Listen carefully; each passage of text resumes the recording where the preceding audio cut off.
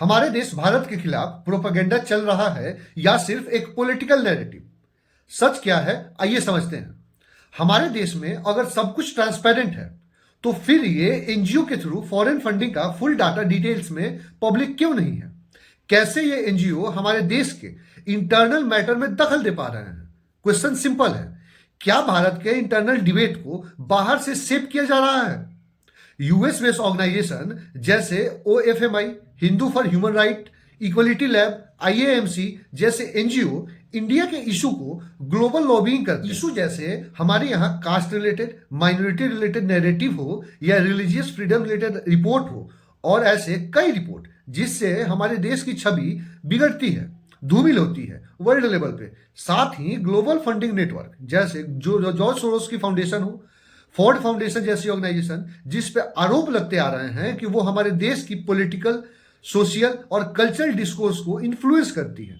फिर चाहे वो इंडिया में डेमोक्रेसी को डेंजर में बताना हो, या सेम सेक्स मैरिज डिबेट हो, एलजीबीटीक्यू राइट डिस्कोर्स हो, या रोहिंग्या इमिग्रेशन का इशू हो, बांग्लादेश माइग्रेशन से भारत में क्या इफेक्ट होता है उस पर डिबेट हो, ये सब issue international human right framing के थ्रू एम्पलीफाई होता है।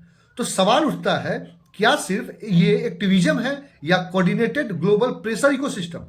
और अगर नैरेटिव वार चल ही रहा है तो फिर हमारी सरकार जो सबका साथ, नेशनल यूनिटी और सिविलाइजेशन प्रोटेक्शन की बात करती है, उसने इस पे अभी तक कोई ठोस एक्शन क्यों नहीं लिया? अभी तक कोई डाटा बैक्ड जवाब क्यों नहीं दिया है? व्हाइट पेपर अभी तक पब्लिश क्यों नहीं हुआ है? पब्लिक ऑडिट क्यों नहीं हुआ है इसका? कैसे ये ऑर्गेनाइजेशन हमारे देश की संप्रभुता को चैलेंज कर पा रहे हैं? अब इस एनजीओ रूपी प्रॉब्लम जो हमारे देश को खोखला कर रही है, उसका सॉल्यूशन ना इमोशनल आउटरीच है, ना कॉन्स्पिरेसी शाउटिंग है। सॉल्यूशन है रेडिकल ट्रांसपेरेंसी।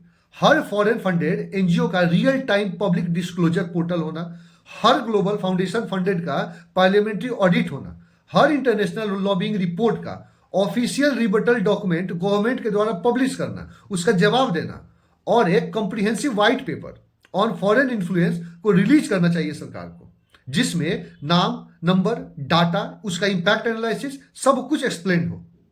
सरकार को समझना होगा, डिबेट फैक्ट से जीती जाती है, स्लोगन से नहीं।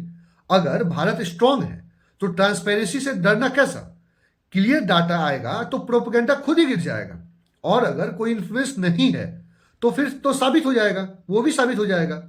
देशभक्ति का मतलब सिर्फ इमोशनल नहीं है, देशभक्ति का मतलब है सिस्टम को अकाउंटेबल रखना।